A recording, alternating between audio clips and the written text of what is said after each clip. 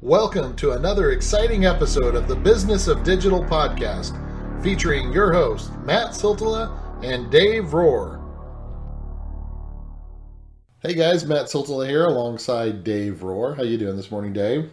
I am pretty good, sir. All right. So, every once in a while, I guess I shouldn't say every once in a while because it happens more often than not. You will either ping me with a tweet or I will ping you with a tweet or something. Or an article or, who knows what. Yeah, just something like that. And it's like, oh, hey, you know what? That's a good podcast topic. And so I guess I'm the winner chicken dinner for that this week with something that I had sent over with a tweet. And we will reference that tweet for everybody so you can see. But basically, what we wanted to chat about today was refreshing campaigns and keeping your campaigns fresh and stuff like that. And anyway, I'll read you guys the tweet that I put out there. It said, I feel like all the ads I'm seeing telling me how I can spend my quote unquote tax refund are just trolling me, pouring salt in the wound. Yeah, like I'm going to have a refund. And I still stick by that. I'm sure most people, I've heard people, this year are, especially this year, because of tax changes and just, all sorts of different reasons that can happen. But that type of thing sometimes goes from a lot of people get it to nobody. Yeah. Well, I just, it wasn't fun this tax season. And you're right. I've heard from a lot of people, same deal. But anyway, it got us thinking about making sure that campaigns are refreshed. And I can't tell you how many times. And again, this just happened the other day, and I was so bummed because I was reading this, and I'll have to see if I can find it somewhere, but I was reading this because I screenshot it, that's why. But I was reading about this concert that was coming to town, and I was so excited, and I was just about to, because I was out of town for a while, and so I wasn't looking at local stuff, but, I was about to ping Holly and tell her, hey, we got to go to this, and then I looked at it, and these guys were paying for this Facebook ad, Dave, and it was from a week ago. It was like from a week previous. And so I literally just heard this morning or last night. I think it was last night, and I didn't write it down because I was like working and doing like different things or something. And I just caught it at the very end. They were like, so come on out, March 15th through March 17th. I was like, what? Wait, what? And it was literally, we're recording this like, mid-April. That was a month ago. Yeah, wow. And it's an ad still running. Yeah. Well, and you just think about stuff like that, and who is in charge of those campaigns? Who's in charge of making sure that they're refreshed? Who's in charge of going through and making sure that if you do have specific things going on with a time date that you do go turn those off. But then again, it also makes me wonder, Dave, about like, all right, so if they're letting them run, that sounds almost like a month past. Like, are they even looking at or analyzing any of the data? Like, what are they doing with that? And who's buying something to go to some, I don't know, it was a bar or concert or something, webpage, a month after the fact. Yeah. And so, again, I don't know if you have any tools or tips or tricks or anything for anybody that, excuse me, and I apologize to everybody if I sound weird. I'm coming off of a wonderful cold. But I don't know if you have any tips or ideas for anybody that is running campaigns, how they can prevent that from happening, or maybe you could share with us what you do to prevent that kind of stuff from happening, because I do know that you run promos and stuff for us on occasion on the podcast. Well, and just thinking, like when I saw this, I was thinking part of it's from a paid side, but there's also the SEO or social media. Like anytime you reuse content, anytime you say this is the 2018 best whatever, and you put a blog post up or a content up, and then next year you come up with your 2019. Don't just change the date, please. Actually look through and see if there's references that one can get you in trouble maybe aren't cool anymore. Maybe just references that no one makes anymore. Maybe there's links in there to your own content that's been updated or moved. Just kind of double check that stuff. But I've also noticed from even a paid side where I was running a campaign for a company, and you could kind of tell that they'd been using the same yearly update. So it's like Easter's coming up. So it was like Easter things or Mother's Day things or Father's Day things. And it gets turned on and it gets turned off. It gets turned on, it gets turned off every year. And different companies, depending on holidays or, Black Friday or certain things that people have something, it works. They don't really change it. They turn it off. And then next year comes and, you turn it back on. Take a look. Does your landing page still work? There was one where, I looked at it and I was like, okay, well, I need to change the dates. I need to change the year. Let me take a look at this landing page. Oh, this landing page isn't around. And as I look at data, I'm like, it hasn't worked in over a year and a half. So I don't know what they were using at that point. Oops. Because, this was on 8 months earlier. And it doesn't look like it's gotten much data or any visits in quite a long time. So don't just blindly use your last year's campaign. Think through the messaging, think through any sort of imagery or collateral landing pages. Do you have a better landing page that converts now? Well, and along those lines, Dave, speaking of that exact same thing, I'll give you kind of, one more step in that too, is making sure that the people running your social are communicating with the people that are actually running the business. Because something that in fact happened to me this last year with a Valentine's ad at a particular food truck. So the ad that was on the Instagram that was saying go in and get a particular type of, and I don't want to throw any specific company under the bus, but for the product the yummy product I was consuming, I go. We all know it was probably tacos or barbecue. Well, I'm not going to say, but anyway, so I go and I try to, talk about this feature or this, sell or promote offering. Thank you. I'm having a hard time finding the words this morning, but this offering, and they looked at me like a deer in the headlights, and I showed them their Facebook or their Instagram and their campaign that they were running, and they're like, oh, that was our last year campaign. Oh, geez. And so the social media person just grabbed what they used for last year, threw it up, and considered it good. And there was no one communicating or talking with each other. And so I think this is the perfect opportunity to talk about, hey, let's, number one, yes, refresh those campaigns. I don't like to see an Instagram feed full of the same exact stuff every year. I mean, make it a little bit different. Show us that you're even trying to get our business. But especially if you're going to do that, talk with the people that are running the business and let them know so they're not blindsided and they don't look dumb and then they don't get frustrated. And anyway, it was kind of, luckily these guys were awesome and, they went ahead and upheld the offering and they honored it.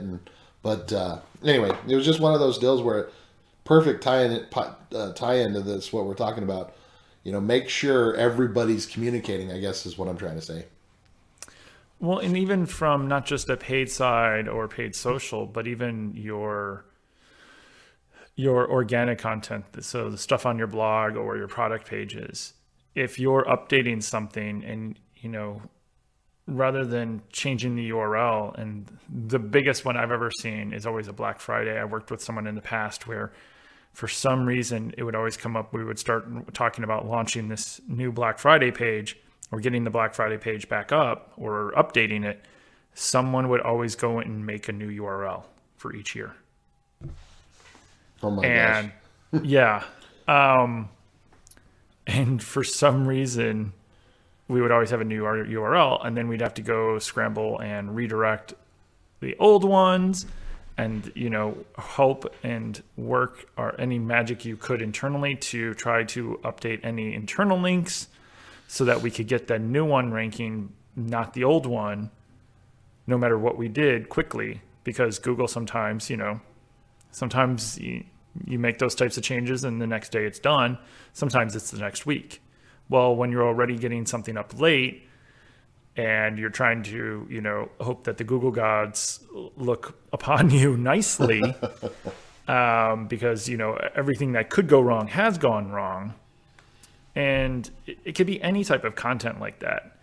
One of the things that I always suggest is if you really want to retain that content as it is and not somehow archive it or shrink it down as a, further down on the page and say, here's the list of 10 products for Father's Day that we suggested last year. Here's our new updated list for 2019 or for Mother's Day, or for, graduating for graduates or whatever it is. One thing I used to do is suggest archiving it to its own URL. So take that same URL and just add like 117, 118, or 119, 2017, 2018, 2019 to it. Gotcha. And then you can link over and say, hey, always use this one page. Don't put dates in the URL. Update it each year or month even. And then you archive it. And that way everyone knows where to go. Well, one of the things that I was going to suggest too that works really well for one of our companies, one of the guys that runs all the social, again, this is 2019. We shouldn't have to be talking about content calendars and making sure you guys have, some sort of organization there. But there are certain programs out there that help you manage and maintain your, your content calendar and type stuff like that. But also what I use it for is helping send out reminders, say, hey, look, we were running this particular ad for Valentine's Day or this particular ad for Easter, or we're running this particular ad for Memorial Day or whatever it might be. And it kind of just gives you that reminder of, hey, turn it off, dummy. And because I get it, especially like, if you're running, it may be an agency or a person that's in charge of 10, 15 different clients and they're all running different campaigns. You could forget one. I understand how it's done, how like something can be missed, but with all the tools and everything that you have at your fingertips these days, I don't know, I don't know that there is an excuse for, especially these tools aren't that expensive. And even as simple as, a Google Calendar, it's just setting an alert, letting you know, hey, I'll do this a lot of times too. Whenever I want something, just a quick reminder, I'll set a calendar that tells me, hey, this is ending at this time, or just a reminder, just a quick like heads up, dummy. So those are just a couple of the thoughts that I had on that kind of thing. Add it to your checklist or create a checklist. If you have a content, like if you're writing content, make one of the very first things to do before anything else, check dates, check freshness, check, links, add a couple things in there so that if you're that type of person, or you have a team that you work with and that if it's not on this list, or if you even for some of us that have to have like little to-do lists just to remember everything and anything, it just helps. I mean, I make them whenever I work with writers and developers. It's almost like if you're creating content, here's a quick checklist. Eventually you can glaze over it or just look at it and mentally go yes, yes, yes, yes. Yep. But maybe if that's what you need, create it, print it out, and just say, before we launch campaign, check the URL, double check that it's the right URL, double check that, we don't have the no follow on, for a site launch or something like that.